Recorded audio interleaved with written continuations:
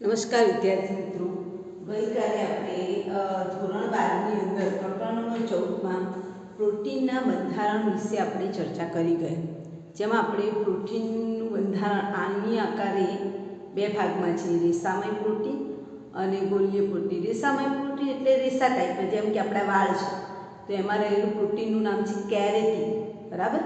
પછી ગોલીય પ્રોટીન જે આપણા શેમાં હોય, ઇન્સ્યુલિન અને આલ્બ્યુમિનમાં હોય, ગોળાકાર સ્વરૂપે હોય.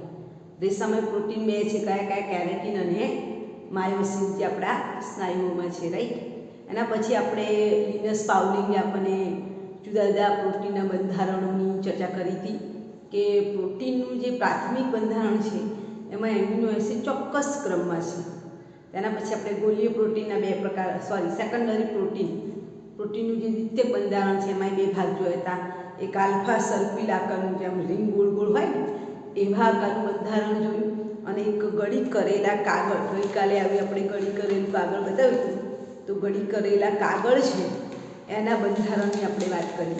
ત્યાર પછી તૃતીયક બંધારણ જે માયોગ્લોબિનમાં જોવા મળે છે એના કરતાં પણ બધું ગૂંચડાવાળું હોય છે.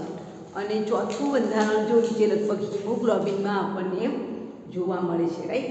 તો ત્યાં સુધી આપણે પ્રોટીનની પૂર્ણ ચર્ચા કરીએ. હવે આપણે આજે જોઈશું ઉત્સેચકો. એટલે આજનો આપણો ટોપિક છે ઉત્સેચકો, પોઈન્ટ નંબર 14.3 ઉત્સેચકો.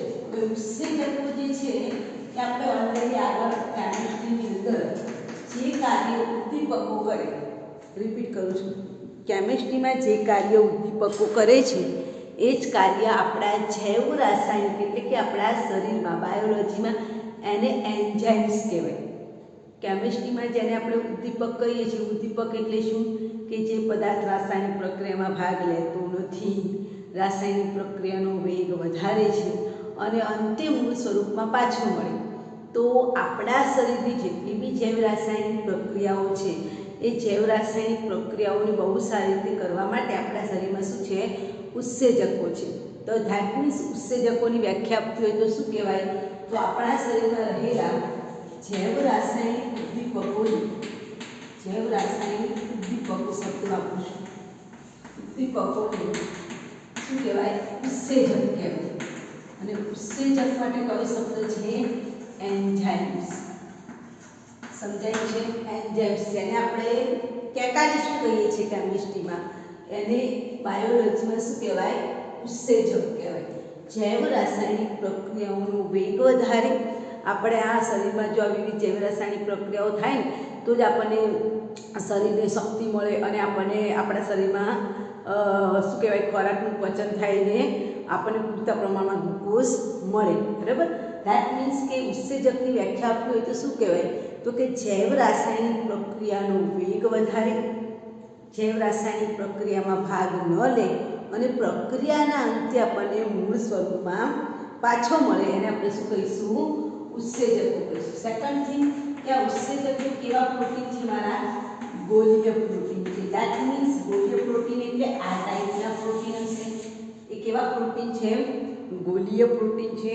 અને ઉત્સેચકો શું કરે છે? હમણાં કીધું તેમ જૈવ રાસાયણિક પ્રક્રિયાનો વેગ વધારે, જૈવ રાસાયણિક પ્રક્રિયામાં ક્યાંય ભાગ લેતા નથી, પ્રક્રિયાના અંતે આપણને મૂળ સ્વરૂપે પાછા મળે છે. દાખલા તરીકે આપણે ચરબી છે, એ ચરબીનું મારે વિઘટન કરવું છે તો ચરબીના અંતે મને શું મળે? કાર્બોક્સિલિક એસિડ, અને શું મળે છે? આલ્કોહોલ મળે છે.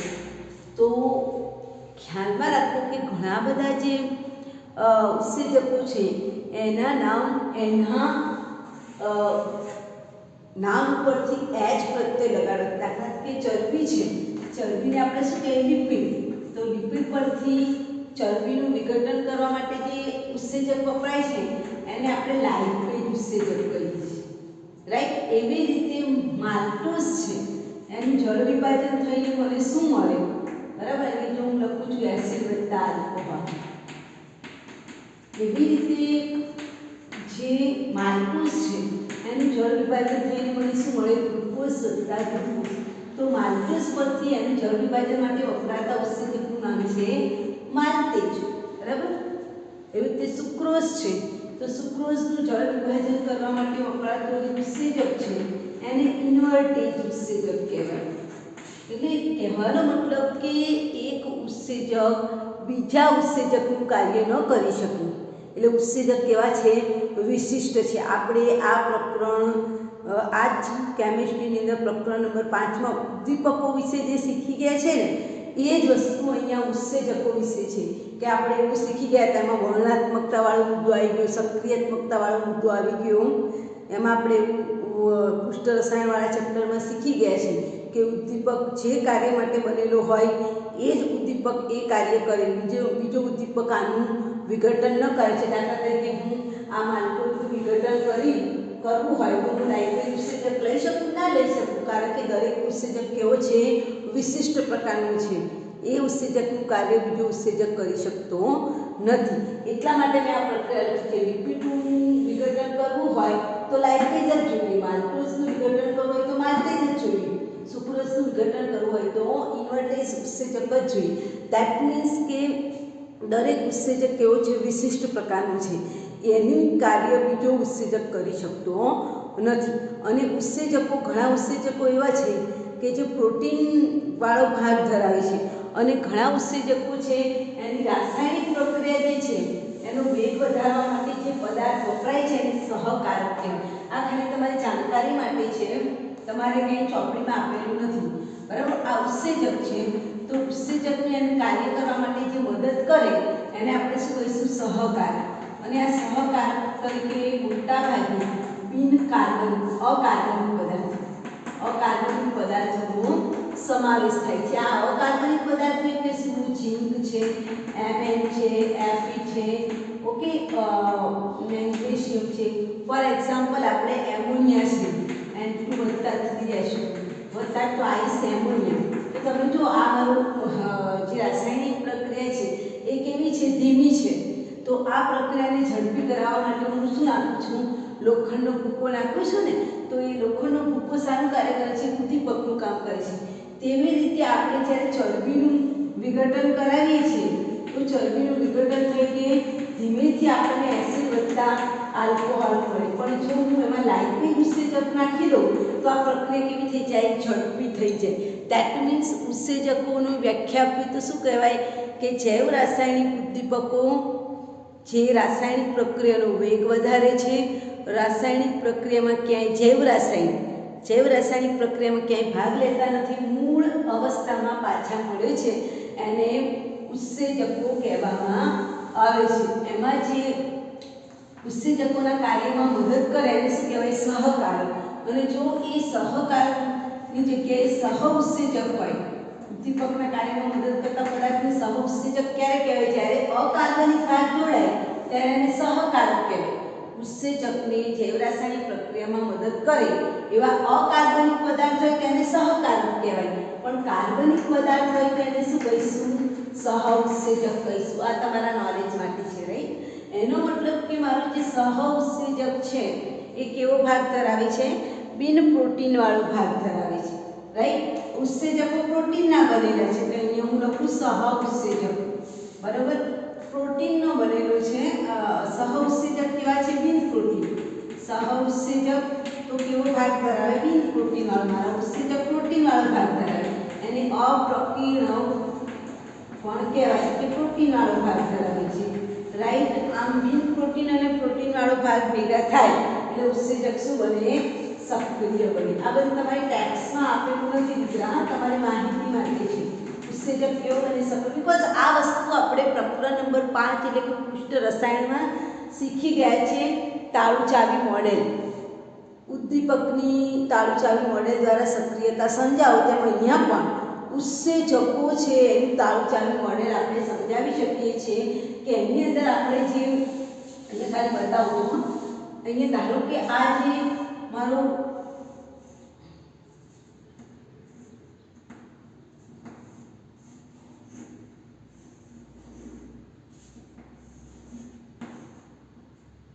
માનો કે આ મારો એક ઉત્સેજક છે, રાઈટ? જેને આપણે તાળું કહેતા હતા. આ ઉત્સેજક છે, બરાબર ને?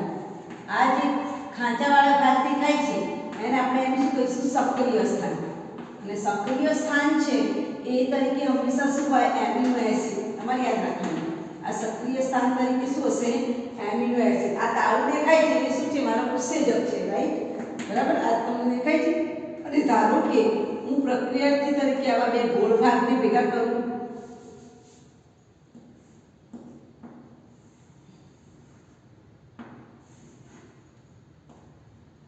અથવા તો એકમાં ચોરસ અને ગોળ લઉં, અથવા તો બે ચોરસ. આ બધા મારા શું છે? પ્રક્રિયાર્થી છે. આ પ્રક્રિયાથી શું કરશે? ઉત્સેજક સાથે જોડાશે. ઉત્સેજકના કયા સ્થાને જોડાઈ શકે? સ્થાન. તો તમે જો આ ખાતું તમને કેવો દેખાય છે? ચોરસ અને ગોળ વાળો દેખાય. તેમાં આ બંધ બેસશે ના, આ બંધ બેસશે ના. મેં હમણાં કીધું હતું ત્યાં માલ્ટોઝનું જળ વિભાજન કરવું છે તો માલ્ટેજ ઉત્સેજક જ જોઈએ. લાઇપેઝ કે ઇન્વર્ટેજ ઉત્સેજક કામમાં ન આવે. તેમ આ જે છે એની સાથે આ આકાર બંધ બેસે છે. એટલે બીજા તબક્કામાં આ ઈ એટલે મારું એન્ઝાઇમ્સ. આની તમારે ઈ સમાન. ઈ મીન્સ એન્ઝાઇમ. પ્રક્રિયાથી એટલે સબસ્ટન્સ. એટલે ઈ વત્તા એસ છે. હવે અહીંયા ઈ અને એસ ભેગા થઈ ગયા છે. તમે જુઓ આ કાંચાવાળા ભાગમાં મેં પેલો ચોરસવાળો ભાગ ફિટ કરી દીધો, રાઈટ? એ બંધ બેસી ગયો. અહીંયા દેખાય? તો ઈ વત્તા એસ એટલે શું બન્યું? મધ્યવર્તી સંયોજન બન્યું. તેને આપણે સંકીર્ણ સંયોજન કહીશું. મધ્યવર્તી સંયોજન બન્યું. આ મધ્યવર્તી સંયોજન બને એટલે આગળ જતા વળી પાછો ઉત્સેજક જેવો હતો એવો ને એવો આપણને પાછો મળશે. બરાબર? એવો ને એવો આપણને પાછો મળશે. બરાબર ને? આ ઉત્સેજક પાછો મળે. પ્રક્રિયાથી સમાન થશે નિપજમાં. જે આગળના પ્રકરણમાં આપણે ભણી ચૂક્યા છીએ. હવે આ જે ઉત્સેજકનું નામ છે એ બે પ્રકારે થાય. મેં હમણાં પણ વાત કરી. એક તો એ પદાર્થના નામ ઉપરથી, જેમ કે માલ્ટોઝ છે તો માલ્ટોઝના નામ પરથી એના ઉત્સેજકને શું કહેવાય? માલ્ટેઝ કહેવાય. એવી રીતે ચરબી છે એટલે કે લિપિડ. લિપિડ એટલે ચરબી છે તો એના માટેના ઉત્સેજકને શું કહેવાય? લાઇપેઝ. ઘણી વખત એવી રીતે બે રીતે નામકરણ થાય.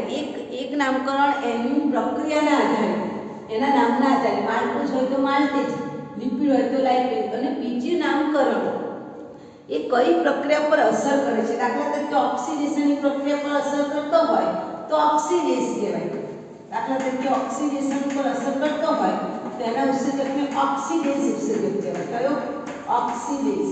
પછી માની લો કે જળ વિભાજન છે એની પર અસર કરતો હોય, જળ વિભાજન કરાવતો હોય તે ઉત્સેજકને હાઇડ્રોલિસિસ કહેવાય.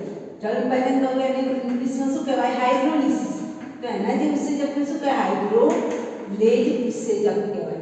રાઈટ? આ ઉત્સેજકનું નામકરણ બે રીતે થાય. એક તો એ કયો ઉત્સેજક છે એના નામ ઉપરથી એને એચ પ્રત્યય લગાડો, અથવા તો જે પ્રક્રિયા, દાખલા તરીકે એક ઉદ્દીપક ઓક્સિડેશન કરાવે છે, એકનું ઓક્સિડેશન કરાવે બીજાનું રિડક્શન, તો ઓક્સિલિડોઝ. તમારી ચોપડીમાં આપેલું છે એકનું ઓક્સિડેશન કરાવે અને બીજાનું રિડક્શન કરાવે તો ઓક્સિડોરિડોઝ. ઓક્સિડો રિડક્ટેજ ઉત્સેજક એકનું ઓક્સિડેશન કરાવે છે અને બીજાનું શું કરાવે છે? રિડક્શન કરાવે છે. રાઈટ? એકનું ઓક્સિડેશન કરે છે, બીજાનું રિડક્શન કરાવે છે. તો એવા ઉદ્દીપકને શું કહેવાય? ઓક્સિડો રિડક્ટેજ ઉત્સેજક. તમને દેખાય છે બેટા? ઓકે. હા, ઓક્સિડો રિડક્ટેજ ઉત્સેજક કહેવામાં આવે છે. તો આ થઈ ગઈ આપણી ઉત્સેજકની વાત. એના પછીનો ટોપિક છે આપણો, એના પછી તમને ઉત્સેજકની ક્રિયાવિધિ, જે મેં તમને સમજાવી દીધી કે ઉત્સેજક છે એની ક્રિયાવિધિ આપણે પ્રકરણ નંબર 5માં શીખી ગયા છે. અને તમને તમારી પુસ્તકમાં એવું પણ આપેલું છે કે રાસાયણિક પ્રક્રિયાને સક્રિયકરણ ઉર્જાનું મૂલ્ય ઘટાડે છે અને એની સક્રિયકરણ ઉર્જાની વેલ્યુ પણ તમારી ચોપડીમાં આપી છે 6.22. સુક્રોઝનું જળ વિભાજન કરવા માટે સક્રિયકરણ 6.22 કિલોજૂલ છે. જ્યારે ઉત્સેજક દ્વારા જળ વિભાજન કરવામાં આવે તો એ સક્રિયકરણ ઉર્જાનું મૂલ્ય 2.15 છે. કહેવાનો મતલબ જ્યારે આપણે સુક્રોઝ લઈએ છીએ, અહીંયા ધ્યાન આપજો, સુક્રોઝ લઈએ છીએ ત્યારે સુક્રોઝનું જળ વિભાજન થઈને તમને શું મળે? ગ્લુકોઝ વત્તા ફ્રુક્ટોઝ. આમાં તમે કોઈ ઉત્સેજક ના નાખો તો એની જે એનર્જી છે, સક્રિયકરણ ઉર્જા, એક્ટિવેશન એનર્જી, જેને EA એટલે એક્ટિવેશન એનર્જી કે, એનું મૂલ્ય કેટલું જોવા મળે? 6.22 કિલોજૂલ જોવા મળે. વિધાઉટ એન્ઝાઇમ્સ, ઉત્સેજક ના હોય ત્યારે. ઉત્સેજક વગર આટલી બધી ઉર્જા જરૂર પડે, પણ ઉત્સેજક નાખી દો, સુક્રોઝનું જળ વિભાજન કરવા માટે ઇન્વર્ટેજ ઉત્સેજક નાખી દો તો એની સક્રિયકરણ ઉર્જાનું મૂલ્ય ઘટે છે અને આગળ આપણે શીખી ગયા છે ઉદ્દીપક એ શું કરે સપ્રેરક ઊર્જાનું મૂલ્ય ઘટાડે. અહીંયા ઉત્સેચક સપ્રેરક ઊર્જાનું મૂલ્ય ઘટાડીને 2.15 કરી દે. 6.22 કિલો જૂલમાંથી ઘટીને એનું મૂલ્ય કેટલું થઈ જાય 2.15. આપણે શીખી ગયા છે બરાબર. હવે આપણે ચર્ચા કરવાના છે વિટામિન્સ. તેને વાઇટામિન્સ શબ્દ પરથી વિટામિન્સ શબ્દ આવે છે બરાબર. આપણે હવે એની ચર્ચા કરીશું કે વિટામિન્સ એટલે શું. 14.4 વિટામિન એટલે શું. તો આપણા શરીરની અંદર તમે જુઓ કે કેટલાક કાર્બનિક પદાર્થની પણ આપણા શરીરને જરૂર છે અને એની અલ્પ માત્રા. વિટામિન્સની આપણા શરીરમાં બહુ જથ્થામાં જરૂર નથી, અલ્પ માત્રા એને કાર્બનિક ભાગ ધરાવે છે. તો આપણા શરીરની અંદર અમુક કાર્બનિક પદાર્થની ઓછી માત્રા પણ ખૂબ જરૂરી છે. જો એ માત્રા આપણા શરીરમાં ન હોય તો વિવિધ પ્રકારના રોગો થાય. અને આ જે કાર્બનિક પદાર્થની વાત કરું છું ને એને જ આપણે શું કહીશું વિટામિન્સ.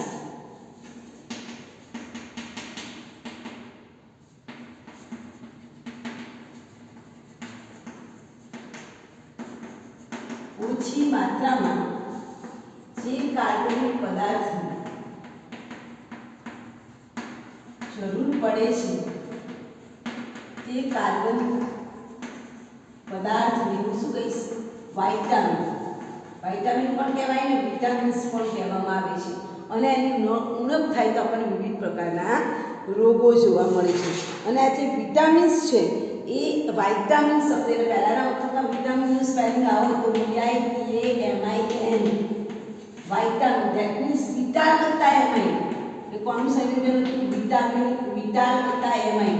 ધેટ મીન્સ કે એમિનો એસિડનું બનેલું સંયોજન. પછી આગળ સંશોધન કર્યું તો ખબર પડી કે ભાઈ એમાં એમિનો એસિડ સમૂહ ધરાવતા નથી. પહેલાં એવું સમજવામાં આવતું કે આ કાર્બનિક ભાગ છે ને એ એમિનો એસિડ વાળો ભાગ ધરાવે છે એવું સમજતા હતા.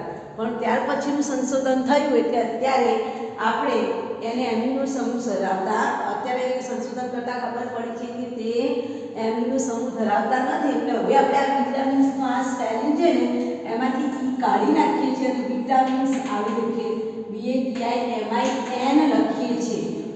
જેમાં વાઇટામિન્સ વિટાલ વત્તા એમાઇન એટલે કે એમિનો સમૂહ ધરાવતો એવું સમજવામાં આવતું હતું. વાસ્તવમાં રિસર્ચ કરતાં ખબર પડી કે એ કાર્બનિક ભાગ કોઈ એમિનો સમૂહ ધરાવતો નથી. એટલે હવે આપણે વિટામિનનું સ્પેલિંગ VITAMIN વિટામિન્સ કહીએ છીએ. અને આ વિટામિન્સ છે એનું સંશ્લેષણ આપણા શરીરમાં થતું નથી. તો ક્યાં આગળ થાય વિટામિન આપણા શરીરમાં સંશ્લેષણ થતું હોય તો આપણે વિટામિનની ગોળીઓ કે વિટામિન માટે કોઈ વનસ્પતિ ખાવાની જરૂર પડે. વનસ્પતિના આ જે સોરી એનો મતલબ કે આપણે જે લીલા શાકભાજી કહીએ છીએ તે વનસ્પતિ એટલે આપણે ઘાસ ખાવા માંગતા નથી. ધેટ મીન્સ કે આપણા શરીરમાં એનું સંશ્લેષણ થતું નથી. એનો મતલબ શું કે વનસ્પતિ એનું સંશ્લેષણ કરે છે. વનસ્પતિ આપણને કયા સ્વરૂપે આપણે લીલા શાકભાજી ફળ ફ્રૂટ એ સ્વરૂપે આપણે એને મેળવીએ છીએ. અને એ જે વિટામિન્સ છે એને અંગ્રેજી મૂળાક્ષરમાં કેપિટલ A B C અને D સ્વરૂપે આપણે દર્શાવી છે. કેટલાકના તો ઉપસમૂહ છે. દાખલા તરીકે વિટામિન B છે તેના તો ઉપસ્વરૂપો છે. ઉપસ્વરૂપે વિટામિન B1 છે, વિટામિન B2 છે, વિટામિન B6 છે અને વિટામિન B12 પણ છે. કેટલાક વિટામિન એવા છે કે જે ચરબીમાં દ્રાવ્ય છે. તો પરીક્ષામાં પૂછાય છે ચરબી દ્રાવ્ય વિટામિન કયા તો ચરબી દ્રાવ્ય વિટામિન છે A, D, E અને K. આ યાદ રાખજો. ચરબી દ્રાવ્ય વિટામિન કયા છે જે આપણા શરીરની ચરબીને ઓગાળે. ચરબી દ્રાવ્ય વિટામિન કયા કહેવાય vitamin A, vitamin D, vitamin E અને વિટામિન K છે જે ચરબી દ્રાવ્ય વિટામિન છે. પાણીમાં દ્રાવ્ય વિટામિન કયા પાણી દ્રાવ્ય વિટામિન તો એ હંમેશા તમને ફ્રૂટમાંથી મળે. વિટામિન B અને વિટામિન C એ કેવા છે પાણીમાં દ્રાવે છે. અને એક વિટામિન એવું છે કે જે પાણી અને ચરબી બંનેમાં દ્રાવે છે. પાણી અને ચરબી બંનેમાં કેવું છે અદ્રાવ્ય. એવું વિટામિન છે વિટામિન H. અને વારંવાર પ્રશ્ન પરીક્ષામાં પૂછાઈ ગયું છે એટલે આને નોંધી કાઢો કે ચરબી દ્રાવ્ય વિટામિન્સના નામ પૂછાય તો A, D, E અને K. પાણી દ્રાવ્ય વિટામિન પૂછાય તો વિટામિન B અને C. આ વિટામિન H એવું છે કે પાણીમાં દ્રાવ્ય નથી અને ચરબીમાં પણ દ્રાવ્ય નથી. ઓકે, આપણે વિટામિન એ છે તો વિટામિન એ મોટાભાગે આપણને શેમાંથી મળે? કેરોટીન. મેં આગળ પણ ગઈકાલે શબ્દ કેરેટીન છે એ વાળમાં જોવા મળતું એક પ્રોટીન છે, પણ કેરોટીન એ વિટામિન એ માંથી મળે છે. ધેટ મીન્સ કે વિટામિન એ મેળવવો હોય તો શેમાંથી મળે? કેરોટીન. અને કેરોટીન શેમાં હોય? ગાજરમાં. તો કેરોટીનમાં વિટામિન એ નું સંશ્લેષણ થાય. કેરોટીન વિટામિન એ નું સંશ્લેષણ કરે. પછી અત્યારે જો શિયાળાનું સવાર છે પછી એવી ઠંડી લાગે ને, આપણે તડકા સૂર્યપ્રકાશમાં ઊભા રહેવાથી આપણને કયો વિટામિન મળે? Vitamin D. તો સૂર્યપ્રકાશ કયા વિટામિનને આપણને આપે છે? Vitamin D. એવી રીતે વિટામિન બી સંકીર્ણ સંયોજનો હોય તો વિટામિન બી મળે આપણને. આ એના સ્ત્રોત છે કે ભાઈ સૂર્યપ્રકાશ છે તો આપણે પછી ઉનાળાની ગરમી હોય અને એમાં તડકો લેવા ઊભા રહીએ તો વિટામિન ડી ના મળે. વિટામિન ડી કરતાં ચામડીનું કેન્સર થાય. કયો તડકો? સવારનો કુમળો તડકો લેવાનો, જે આપણને ચામડીમાં શોષાય તો આપણને શું મળે? વિટામિન ડી મળે. સંકીર્ણ સંયોજનો છે એમાં વિટામિન ઈ છે. પછી જે સૂક્ષ્મજીવો છે, વિટામિન કે ક્યાં હોય? તો આંતરડાના સૂક્ષ્મજીવો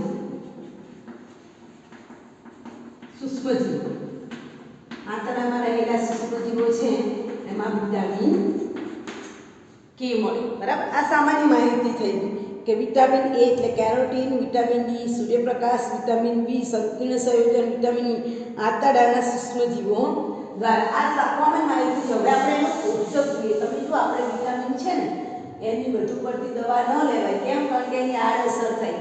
બરાબર. વિટામિન્સ મેળવવા માટે આપણે ફળ અને શું ખાવું જોઈએ? લીલા શાકભાજી તેમજ દૂધ, દહીં અને માંસ પણ ખાવું જોઈએ, જેના દ્વારા આપણને વિટામિન બી 12 મળે.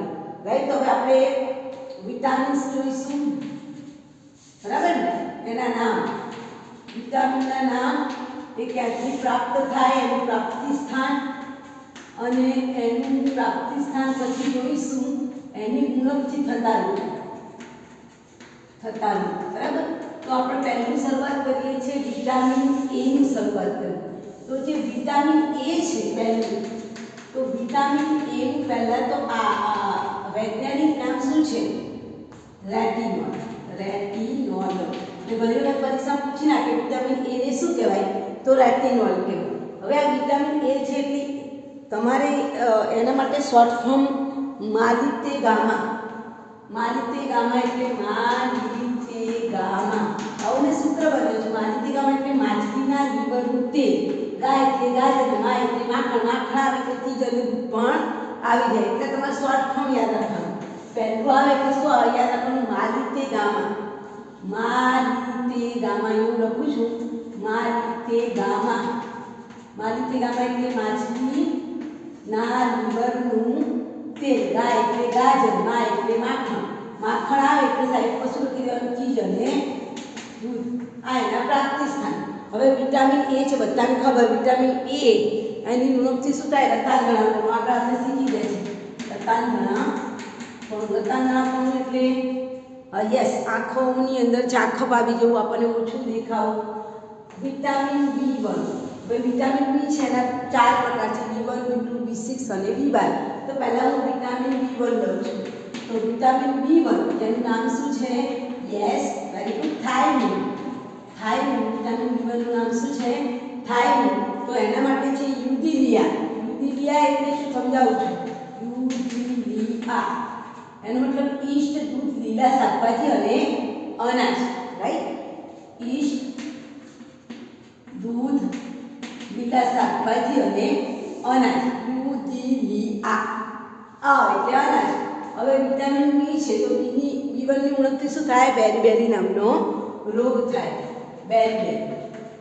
આ મેં તમને શોર્ટ ફોર્મ આપેલા છે. યુદિલિયા લખો તો પણ ચાલે. વિટામિન B2 એનું નામ છે રિબોફ્લેવિન.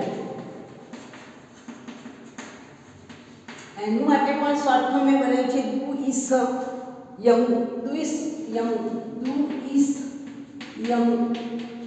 યમુ એટલે દૂધ, ઈસ એટલે ઈંડાની સમ. સફેદ, ઈ શબ્દ એટલે ઈંડાની સફેદી. દુઈસ યમુ, દુઈસ યમુ, ય એટલે યકૃત, યકૃતમાં મળે, મૂત્રપિંડમાં મળે, રાઈટ. દુઈસ યમુ, દુઈસ યમુ. તમે વારંવાર એ કરશો ને, જેમ કે પહેલાનું કેવું યાદ રહ્યું, માલિતે ગામા યદુલિયા, બરાબર, યદુલિયા. દુઈસ, દુઈસ એટલે દૂધ, ઈંડાની સફેદી, ય એટલે યકૃત અને મુ એટલે મૂત્રપિંડ. એના પ્રાપ્તિ સ્થાન છે. તેનાથી શું થાય? જીભ લાલ ગુમ થઈ જાય. લાલ, એની જે ઉણપ છે એનાથી તમારી જે જીભ છે એ અત્યંત કેવી થઈ જશે? લાલ થઈ જશે, બરાબર. એટલે જીભ લાલ ગુમ થઈ જવી. એ ઉપરાંત તમને કંઈક બીજું પણ તમારી અંદર આપ્યું છે, કિલોસિસ. મોં અને હોઠની કિનારી પર પડેલા ચીરાઓ, જે પાચન ક્રિયા અવ્યવસ્થા અને ત્વચામાં બળતરાની અનુભૂતિ થયું. કિલોસિસ. તો વિટામિન B2 માટે આપ્યું છે કિલોસિસ, કિલોસિસ. અને એ યાદ ના આવે તો જીભ લાલ ગુમ થઈ જવી એ પણ તમે લખી શકો. લાલ ગુમ થવી અને ચર્મરોગ. ચર્મરોગનું નામ આપ્યું છે ચામડીનો રોગ. ચામડીના રોગનું નામ શું છે? કિલોસિસ. સમજાય છે ને? કિલોસિસ.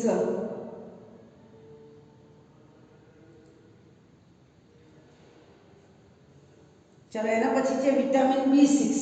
ओके, आ मैं बड़ा शॉर्ट फॉर्म बनाया है, તમે યાદ રાખવાના. UDIS, दूध, ઈંડાની સફેદી, યકૃત અને મૂત્રપિંડ.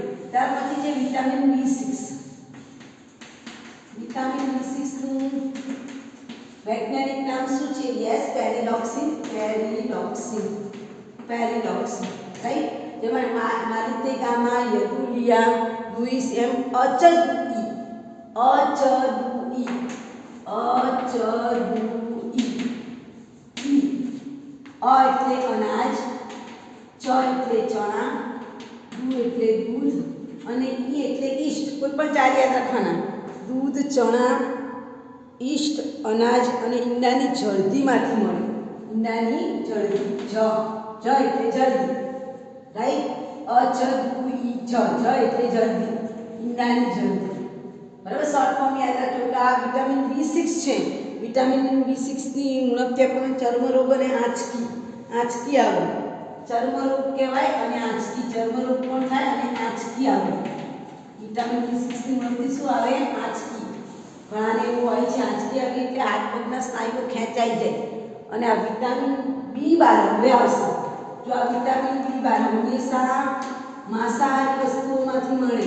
વિટામિન B12 નું નામ વેરી મોસ્ટ પૂછાય છે. સાયનોકોબાલામાઇન, સાયનોકોબાલામાઇન, સાયનોકોબાલામાઇન કહેવાય વિટામિન B12.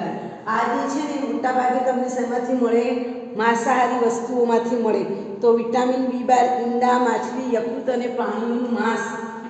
ઈંડા, માછલી, ઈષ્ટ અને પ્રાણીઓનું માંસ. એટલે બધી જ માંસાહારી વસ્તુ વનસ્પતિમાંથી ના મળે. ઈમાયુપા, ઈમાયુપા એટલે ઈંડા, માછલી, ઈષ્ટ અને પ્રાણીઓનું માંસ. ઈમાયુપા, ઈ પાપા એટલે પ્રાણીઓનું માંસ. એનો મતલબ શું થાય કે જે શાકાહારી વ્યક્તિઓ છે એને મોટાભાગે કયા કયા વિટામિન્સની ઉણપ બધા જોવા મળે? Vitamin B12. કારણ કે વિટામિન B12 એવું છે કે જે આપણને હંમેશા પ્રાણીઓના માંસમાંથી મળે. એટલે માંસાહાર પણ ખાવું જરૂરી છે. ઘણા એવું સમજે છે કે માંસાહાર ના ખાવું પડે, પણ માંસાહાર ખાવાથી વિટામિન B12 મળે. એટલે વિટામિન B12 ખાસ જરૂરી છે. નહીં તો એના દ્વારા વિનાશી રક્ત અલ્પતા, એનું નામ છે વિનાશી રક્ત અલ્પતા, જેમાં હિમોગ્લોબિન ઘટી જાય. વિનાશી રક્ત અલ્પતા. રક્ત અલ્પતા પરથી શબ્દ ખબર પડી જાય કે તમારા શરીરમાં લોહીનું પ્રમાણ શું થઈ જાય? ઘટવા માંડે. હિમોગ્લોબિનમાં RBC ની ઉણપ, બરાબર. આપણા શરીરમાં હિમોગ્લોબિનનું પ્રમાણ ઘટવા લાગે.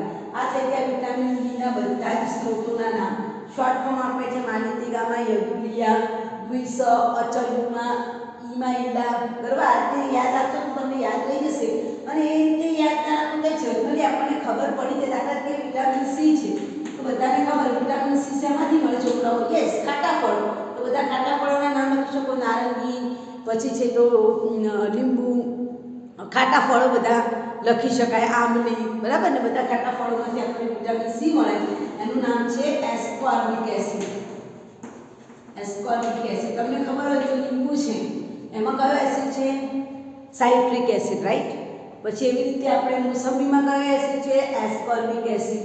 આપણા બધા એસિડ આપણે અગિયાર સાયન્સમાં પીએચ નું પ્રેક્ટિકલ કરી ગયા છે, એમાં આપણે જુદા જુદાનો રસ કાઢીને એની પીએચમાં આપી દીધી, એમાં બધા નામ આવે છે. તો એ આપણને શેમાંથી જોવા મળે? ખાટા ફળોમાંથી. એમ લખી દઉં છું, બરાબર.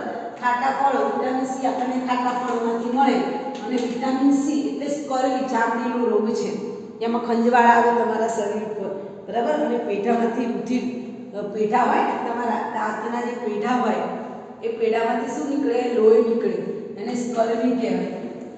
પેઢા હોય ને તમારા દાંતના પેઢા, ઘણાના દાંતમાંથી લોહી આવતું હોય છે, તે કોના કારણે? વિટામિન સી ની ઉણપથી, બરાબર. તો પેઢામાંથી લોહી આવતું એને કયો રોગ કહેવાય? સ્કર્વી. હવે વિટામિન ડી, હમણાં કીધું તેમ વિટામિન ડી શરીરમાં કેલ્શિયમ મળે એટલે એનું નામ છે કેલ્સીફેરોલ. કેલ્શિયમ પરથી વિટામિન ડીનું નામ શું છે? કેલ્સીફેરોલ. અને આમાં વિટામિન ડી શેમાંથી મળે છોકરાઓ? સૂર્યપ્રકાશ, રાઈટ. પછી માછલી અને ઈંડાની જળથી સૂર્યપ્રકાશ, ઈંડાની જળતીમાંથી પણ મળે, રાઈટ. વિટામિન ડી છે. વિટામિન ડી તમે ન લો તો વિટામિન ડી થી તમને શું થાય? હાડકાની વિકૃતિ. વિટામિન ડી ની ઉણપ હોય તો તમે શું હાડકા કેવા હોય? તો વિકૃત હોય. કહીએ છીએ ને આપણે પોલિયો ટાઈપ હાડકાની વિકૃતિ, જેનું નામ આપ્યું છે ઓસ્ટિયોમેલેસિયા. લોકોમાં હાડકા પોચા બનાવવા માટે અને સાંધાના દુખાવો થાય, ઓસ્ટિયોમેલેસિયા. ઓસ્ટિયોમેલેસિયા આ એ રોગનું નામ છે, બરાબર. એ યાદ ના આવે તો લખવાનું હાડકાની વિકૃતિ. એનું નામ યાદ ના આવે તો લખીશું હાડકામાં વિકૃતિ જોવા મળે. ત્યાર પછી છે વિટામિન ઈ. વિટામિન ઈ એટલે ટેકોફેરોલ, આલ્ફા ટેકોફેરોલ એનું વૈજ્ઞાનિક નામ છે. તો આ વિટામિન ઈ તમને શામાંથી મળે? વનસ્પતિમાંથી જ મળે. યાદ રાખજો, પ્રાણીઓમાંથી ના મળે, વનસ્પતિ. વિટામિન ઈ છે એ બધું જ વનસ્પતિ, તેલ, લીલા શાકભાજી, પ્રાણીઓનું માંસ. ધેટ મીન્સ આની ઉણપ ના હોવી જોઈએ. કેમ? કારણ કે લીલા શાકભાજીમાં પણ આવી જાય, પ્રાણીઓના માંસમાં પણ આવી જાય. લીલા શાકભાજી, પ્રાણીઓનું માંસ, ઈંડા, વનસ્પતિનું તેલ. અને એની ઉણપથી શું થાય? નપુંસકતાનો રોગ થાય. ખાસ કરીને પુરુષો માટે ખાસ જરૂરી છે કે એમને શાકાહારી ઉપરાંત માંસાહારી વસ્તુઓ પણ ખાવી જોઈએ. વનસ્પતિ તેલ, લીલા શાકભાજી, ટૂંકમાં આપણે બધાએ જ. કારણ કે એની ઉણપથી શું થાય? નપુંસકતા. નપુંસકતાનો મતલબ શું? કે વ્યક્તિ પ્રજનન ક્ષમતા ગુમાવી દે, એને નપુંસકતા કહેવાય. એટલે કે આગળ જતાં સંતતિ પેદા કરવાની ક્ષમતા એનામાં ન રહે, એને નપુંસકતા કહેવાય. એટલે એના દ્વારા વિટામિન ઈ નો હોવી જ ન જોઈએ, નહીં તો નપુંસકતા. પુરુષોમાં શું આવી શકે? નપુંસકતા. નપુંસકતાનો મતલબ છે કે આરબીએસની નાજુકતા અને સ્નાયુઓની નબળાઈમાં પણ શું કરે? વધારો થાય છે. આપણી ચોપડીમાં આવું આપ્યું છે, આરબીસીએસની નાજુકતામાં અને સ્નાયુઓની નબળાઈમાં વધારો થાય, બરાબર. હું માનું છું કે તેમાં નપુંસકતાવાળો શબ્દ પણ તમે યુઝ કરી શકો. વિટામિન કે છે તો વિટામિન કે હંમેશા એકલા લીલા પાંદડાવાળી જગ્યા નથી, એટલે વિટામિન કે અહીંયા લખું છું એ હંમેશા એક જ વસ્તુમાંથી મળે, લીલા પાંદડાવાળા શાકભાજી. જેના લીલા પાંદડાવાળા શાકભાજી અત્યારે શિયાળામાં સૌથી વધારે મળે. પાલકની ભાજી, મેથીની ભાજી, તાંદરદાળની ભાજી, મૂળાની ભાજી, બધાની ભાજી અત્યારે ખાવી જોઈએ. તેમાંથી આપણને શું મળે? વિટામિન કે મળે. જો વિટામિન કેની ઉણપ હોય તો રુધિર ગંઠાવાના સમયમાં વધારે રુધિર ગંઠાઈને આપણને કોઈ જગ્યાએ વાગ્યું હોય અથવા તો એક્સિડન્ટ થઈ ગયો હોય ને, તો તમે જો ગળાનું લોહી તો એમ જતું જ રહેતું હોય, એ ગંઠાઈ જવું જોઈએ. લોહી છે, ધારો કે તમને પથરી વાગી, કશું વાગ્યું તો થોડાક સમય પછી લોહી ગંઠાઈ જાય. કારણ કે આપણા શરીરમાં લોહી ગંઠાવા છે, લોહીને જામવા માટેનો પદાર્થ પણ છે, બરાબર. ટૂંકમાં એ વિટામિન કેની ઉણપ હોય તો રુધિર ગંઠાઈ જતું અટકાઈ જાય, એને રક્તસ્રાવ પણ કહેવાય. એના રોગનું નામ છે રક્તસ્રાવ. એટલે કે લોહી ગંઠાય જ નહીં, લોહી વહી જાય. અને વિટામિન એચ જે તમારી પુસ્તકમાં નથી આપેલું, એ વાળ ઉતરવા માટે કયું વિટામિન જવાબદાર છે? Vitamin H. એનું નામ છે બાયોટીન. વિટામિન એચ નું નામ છે વિટામિન કે નું નામ શું છે છોકરાઓ? ફિનોલ. એ આપણે ચોપડીમાં આપેલું છે ફિનોલ. વિટામિન એચ તમને નથી આપ્યું. વિટામિન એચ એ બાયોટીન તરીકે ઓળખાય અને એચ એ આપણને શેમાંથી મળે? દૂધમાંથી મળે. દૂધ અને ઈસ્ટ છે. દૂધ ઈસ્ટમાંથી મળે અને જો આની ઉણપ હોય તો આપણા વાળ